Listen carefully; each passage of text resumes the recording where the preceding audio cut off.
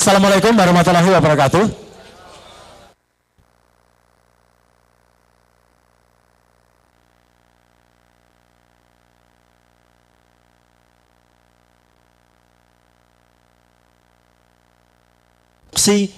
Menjadi saya harus mengucapkan sekali lagi kita berikan aplaus kepada 3 pakar kita yang telah memberikan kesaksian secara langsung di depan Mahkamah Konstitusi. Pak Hasto dan teman-teman semua, banyak juga pertanyaan ke saya, Mas Roy kenapa nggak jadi ahli kemarin di MK? Saya jawab, kebetulan hari Senin, Selasa, dan Rabu saya sudah tercatat harus berada di provinsi yang agak jauh dari Jakarta. Tapi saya sudah memberikan afidavit, Pak Hasto. Jadi kesaksian secara tertulis dan itu diminta oleh Mahkamah Konstitusi dan sudah saya tanda tangani lengkap, sudah saya post. Jadi ini lebih di atas amicus curiae. Karena kesaksian ahli tertulis itu memang diminta oleh Mahkamah Konstitusi. Jadi saya sudah memberikan, tapi bentuknya tertulis, ada gambar-gambar diagramnya dan itu yang akan saya ceritakan hari ini. Ya, isinya apa? Intinya teman-teman semua, saya tampil di sini kelihatannya kok aneh-aneh bahwa apa ini? Nah, justru alat kecil inilah yang men-trigger saya, Pak Hasto. Ketika akhir Desember yang lalu, ya, kita menyaksikan debat Capres dan debat Cawapres. Ya. Alat kecil ini yang tadinya, saya terus terang tadinya itu saya sudah mau ke kampus saja, kembali ke kita dan tidak mau urusan politik lagi. Karena saya sudah 4 tahun pamit dari partai politik. Tapi melihat ada upaya penggunaan alat semacam ini, dan itu terjadi pada saat debat Cawapres, maka saya langsung melakukan analisis waktu itu, ini curang. Ya. Langsung waktu itu. Dan saya langsung berani menganalisis bahwa buat apa seseorang menggunakan 3 mikrofon. Yang satu pasti bukan mikrofon. Karena apa? Karena nggak perlu ada 3. Ada handheld, ada clip on. Kenapa harus ada seperti ini? Dan alat ini bukan hanya berfungsi mikrofon. Ini ada earphone-nya. Ini bisa untuk melakukan feeding. Feeding itu artinya apa? Kalau ada video banyak yang beredar, ketika dia bicara di belakangnya ada juga yang omon-omon, umi-umi di belakangnya. Itulah dia lagi memfeeding. Jadi apa yang dikatakan bahkan sempat waktu itu salah babnya, salah chapternya. Ditanya soal ini yang dijawab ini. Sudah salah jawabnya panjang lagi. Dan waktu itu pun sebenarnya ada yang bocor. Karena alat ini memang bisa bocor. Suara di sini bocor ke mikrofon di sini. Ada suara wanita yang bilang, sudah, gitu ya. Dan sudah itu bukan suara penyiar announcer dari Kompas TV waktu itu, bukan. Saya analisis suaranya lain. Ya. Nah, hari ini kita akan membuka kotak Pandora. Apa itu kotak Pandora? Kita harus terpaksa kembali ke mitologi zaman Yunani dulu. Kotak Pandora, Pandora itu nama wanita, ya, istri dari Ephialtes yang waktu itu dihadiahi sebuah guci. Ya, Ephialtes itu saudara sekandung dari Prometheus. Prometheus ini adalah pencuri api Dewa Zeus.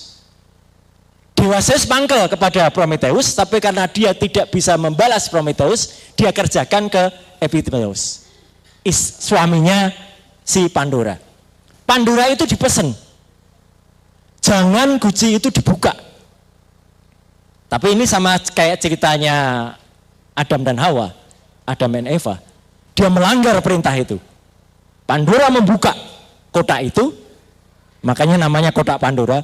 Dan di dalamnya berisi kejahatan, kecurangan, semua hal yang berbau jelek bagi umat manusia. Dan itulah Tuhan yang Maha Kuasa, Allah Subhanahu wa Ta'ala, menggariskan juga. Jadi hari ini kita buka kotak Pandora yang namanya Sirekap, sistem informasi rekapitulasi.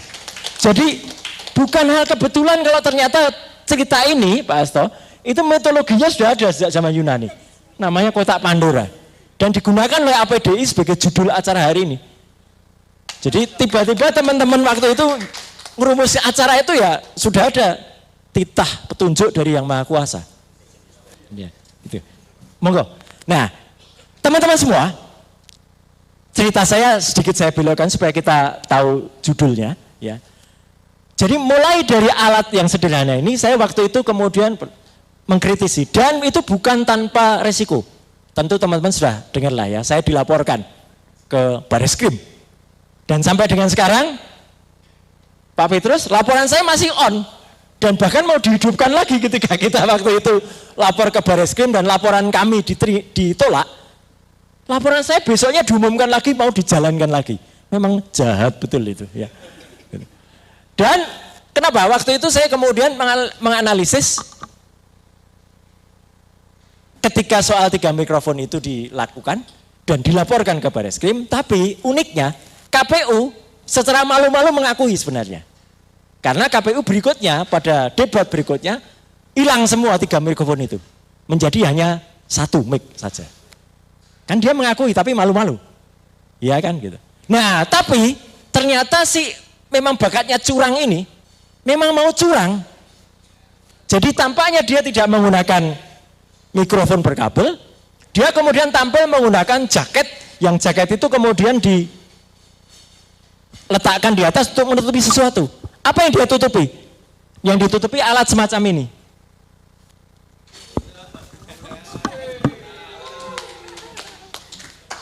Ini adalah wireless neck headphone. Ini bisa dikoneksikan dengan headphone, disembunyikan di baliknya, dan bisa mendengar instruksi. Jadi sama saja, si Samsul itu masih tetap di feeding asam sulfat. Masih tetap di feeding. Hanya sayangnya waktu itu saya sudah usulkan, harusnya diperiksa sama Pas Pampres. Tapi Pas Pampres jawabannya, kami tidak berhak memeriksa anak presiden. Ya sama kayak MK. MK tidak berani mengundang kepala negara, tapi yang diundang adalah menteri-menterinya. Gitu. Nah itu.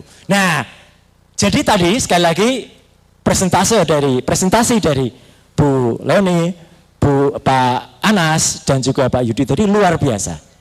Saya akan mulai dari awal. Jadi dengan demikian, mulai awal Januari, betul Mas Yudi, saya sudah mencermati ketika saya download program Sirekap, itu adalah staging versi 2.14 waktu itu, awal Januari.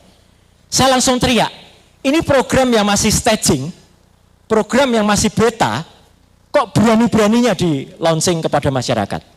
Padahal itu dengan biaya besar. Nggak boleh teman-teman semua. Jadi ini satu poin. Nggak boleh program yang masih staging atau yang masih beta version itu dilepas kepada masyarakat. Apalagi kita tahu MOU pembuatannya sudah ada semenjak tahun 2021. Jadi KPU melakukan signing dengan ITB itu pada tahun 2021. Harusnya awal 2024 itu sudah jadi program, sudah dirilis dan sudah diaudit. Ini yang penting. Program harus beredar itu harus diaudit. Sudah pasti program staging itu tidak mungkin lolos audit. Jadi kalau KPU mengatakan dia sudah diaudit oleh BRIN dan BSSN, Mas Hasto, dengan kata keras saya bisa mengatakan bohong. Makanya kalau dilihat nangis kan kemarin si yudisinya waktu menyampaikan di depan. Dan BSSN ini tolong dicari. Info yang kita dengar mengundurkan diri beberapa hari sebelum pelaksanaan pemilu sebagai technical assistance. Dan dia bukan auditor, dia hanya technical assistance BSSN itu. Jadi lain technical assistant dengan auditor lain. Dan ini perlu dilihat karena ini masuk fakta-fakta hukum. Itu satu. Yang kedua, fakta hukum yang kedua. Berkali-kali kita dengar Sirekap hanya alat bantu, Sirekap hanya alat bantu, Sirekap hanya alat bantu. Temuan kami, tim APDI ini, jadi ini temuan kita bersama, ya. Sirekap bukan alat bantu, tetapi dia adalah alat utama. Karena satu-satunya yang termuat dalam PKPU nomor 5 tahun 2024 yang tadi disebutkan oleh Mas Anas, yang disahkan baru tanggal 12 Februari 2024, 2 hari sebelum pemilu baru membuat keputusan, dan diundangkannya baru tanggal 13 Februari, Mas. Gila kan ini, padahal itu detail sekali. Itu hanya menulis sirekap. Sirekap ditulis detail di situ, di bab 1, poin nomor 43 kalau nggak salah, kemudian di beberapa bab yang lain. Manual berjenjang tidak pernah ada tulisannya di PKPU. Sekali lagi saya ulangi, sistem manual berjenjang tidak pernah ditulis definitifnya di PKPU. Secara hukum, Pak Petrus, saya pernah dibalek di Badan Legislasi, Mas. Kalau tidak disuratkan, ya nggak ada aturannya. Berarti manual berjenjang itu kebatinan. Lucu kan? Iya, nujum. Ini kayak ahli yang kemarin bersaksi di MK juga, kebatinan nih. Jadi kalau sirekap yang tertulis di dalam PKPU itu disebut pepesan kosong, dengan segala hormat kita kepada profesor yang menjadi ahli, profesor itu juga sudah mengkhianati ilmu pengetahuan dan mengkhianati fakta yang ada. Jadi saya simpulkan aja. Ketiga, saya di awal Februari itu, ketika di pertengahan Februari, ketika kemudian sudah running, di samping membongkar soal software tadi, saya teriak, kok kita berani-beraninya data penting Republik Indonesia, DPT 201 juta penduduk itu, ditaruh di cloud server di Alibaba.com, tepatnya di Allium Computing. Itu teman-teman bukan tanpa resiko lagi. Lagi-lagi saya dilaporkan Pak Andi. Keluar running text-nya di TV-TV. Roy Suryo dituduh, Roy Suryo menyebarkan hoax gitu, meletakkan server di Singapura. Gilanya lagi, saya mengatakan gilanya lagi. Seminggu setelah tanggal 14 Februari, kalau nggak salah tanggal 21 Februari, komisioner KPU duduk berjejer, gagah banget di gedung KPU, bikin konferensi pers macam ini. Menyatakan dengan tegas, waktu itu BT Epsilon yang bilang, kami jamin data-data itu tidak ada di luar negeri, ada di Indonesia. Ketua KPU mengatakan, Hasyim Asyari mengatakan, sejauh pengetahuan saya, sepanjang pengetahuan saya, memang data-data itu hanya ada di dalam negeri. Saya langsung teriak, berarti pengetahuannya nggak panjang itu. Dan satu lagi, bohong, KPU bohong. Karena jelas-jelas di luar negeri kok. Tapi ternyata kebohongan mereka itu memang sudah ada triki sebelumnya Pak Petrus. Hari Jumat malamnya, dini hari, jadi itu Rabu, Jumat malamnya, bagaikan seorang maling saya bilang, mereka memindahkan data-data itu dari Singapura balik lagi ke Indonesia. Dan saya punya semua rekamannya, capture-nya, dan sudah saya berikan ke MK dalam affidavit-nya. Jadi ketika data itu ada di Singapura, data itu masuk sudah saya berikan.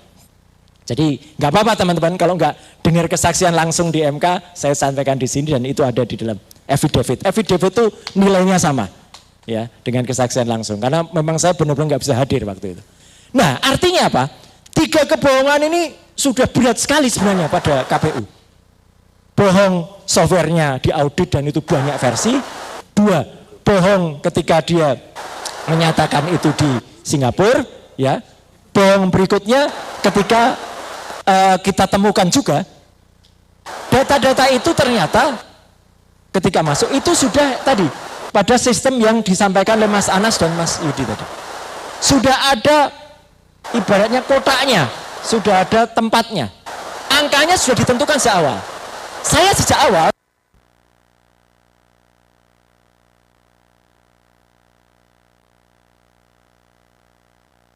teman-teman boleh googling, saya nggak berbohong. Sejak awal tanggal 14 itu, hari H pemilu, jam 19.36, di situs KPU itu sudah ada angkanya. 24%. Oh, kesini dikit. Oh, takut jatuh? Enggak. Saya masih punya kontrolan. Keseimbangan kayak kucing. Ya. Data itu sudah muncul dengan persentase yang dari awal tidak berubah sampai dengan sekarang. 24%, 58%, 17%. Dan itu nggak berubah Pak Andi. Dari awal sampai akhir yang berubah cuma koma-koma sedikit di belakangnya.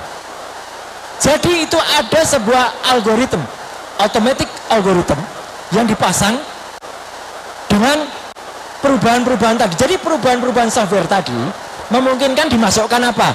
JSON script dimasukkan. Script yang memungkinkan untuk mengkontrol itu atau memasukkan data. Memungkinkan untuk memasukkan algoritma perhitungan yang mematok itu. Memungkinkan lagi untuk menggelembungkan suara.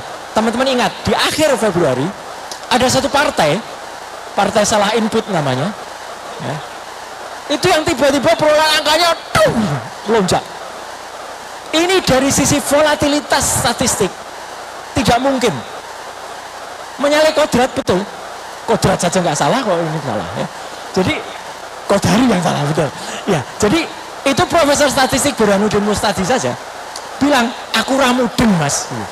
Dengan adanya fenomena ini, Bu Lydia. Jadi dia pun tidak mengerti. Untungnya waktu itu kemudian karena banyak yang meramaikan, berhentilah upaya itu. Upaya itu upaya jahat. Saya pernah tulis tuh modusnya.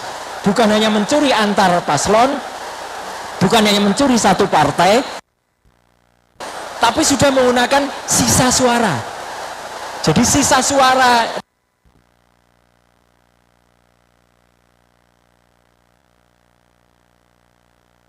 di setiap TPS itu belum terbukti ada di mana-mana.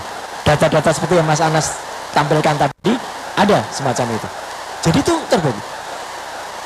Kesalahan kelima lagi, fakta kelima lagi apa? Dengan dihilangkannya software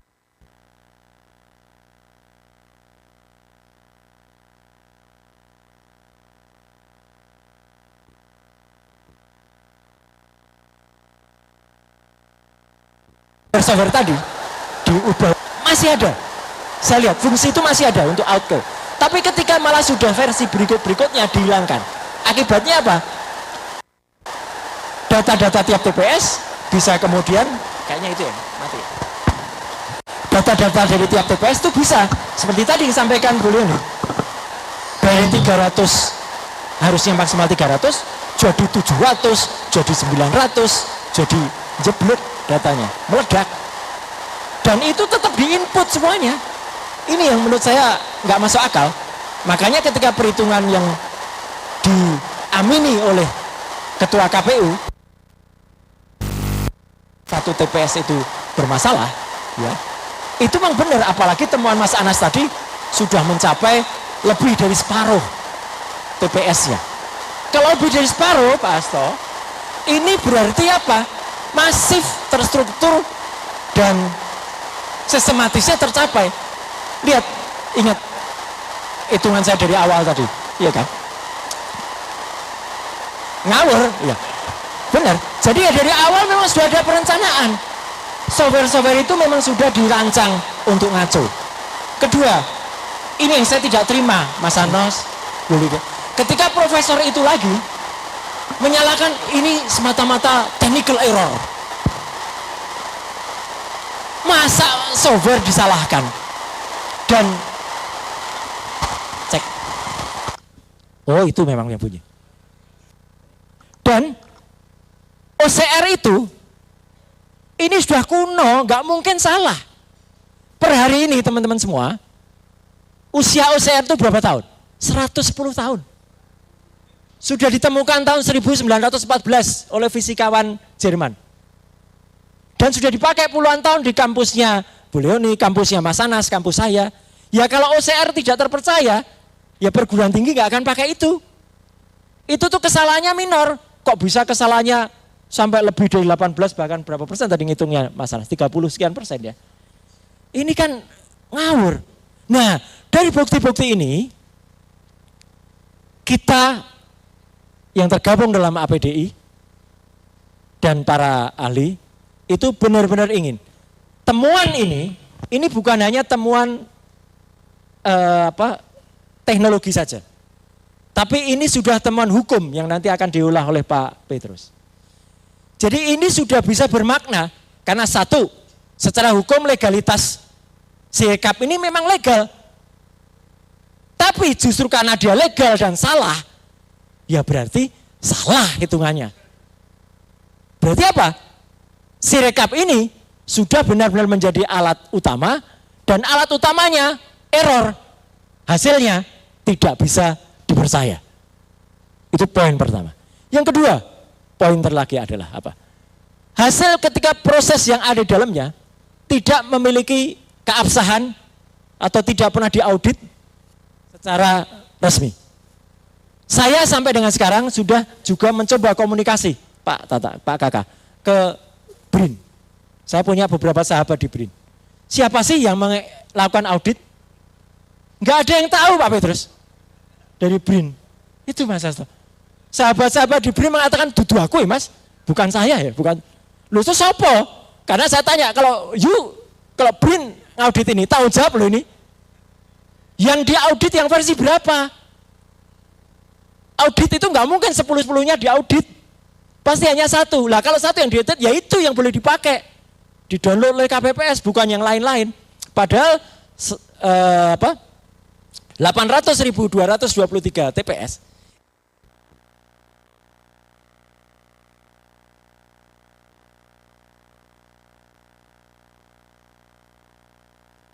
itu mendownload dalam versi yang berbeda-beda. Jadi ini secara sistem hukum tadi. Dan yang terakhir adalah KPU banyak sekali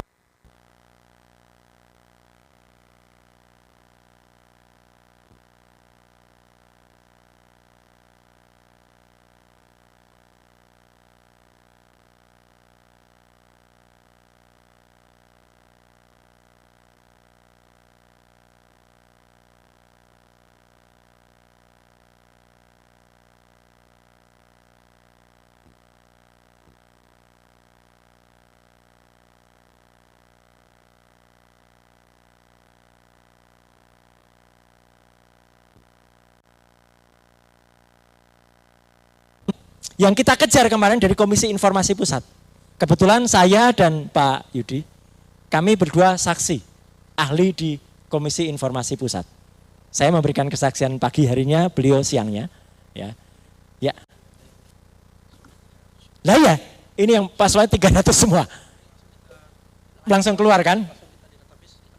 Betul, terima kasih Pak Yudi. Jadi ini yang ada, jadi artinya angka-angka ini membuktikan bahwa di TPS itu udah dimainkan luar biasa. Udah TPS-nya, data TPS dimainkan, hasilnya diubah-ubah. Waktu pertemuan di Bandung, sengaja kita tunjukkan, saya tunjukkan teman-teman, ini loh tanda tangan palsu, ini loh palsu. Saya pernah belajar daktiloskopi, itu ilmu sidik jari dan tanda tangan. Jadi kita bisa tahu tanda tangan palsu dan tidak itu kelihatan. Tarikannya kayak apa, arahnya kemana, bahkan bolbannya sama.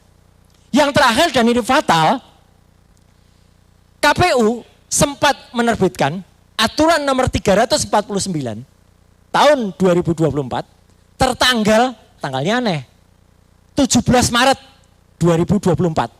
Jadi ketika di tengah-tengah dia diproses di KIP, dia mengeluarkan aturan data induk kami yang berbentuk CSV, Common Service Values, tertutup untuk dipublikasikan selama 3 tahun.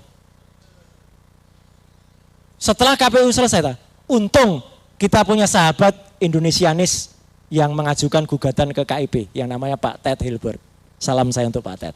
Ya, itu luar biasa. Saya langsung feeding terus ke Pak Ted.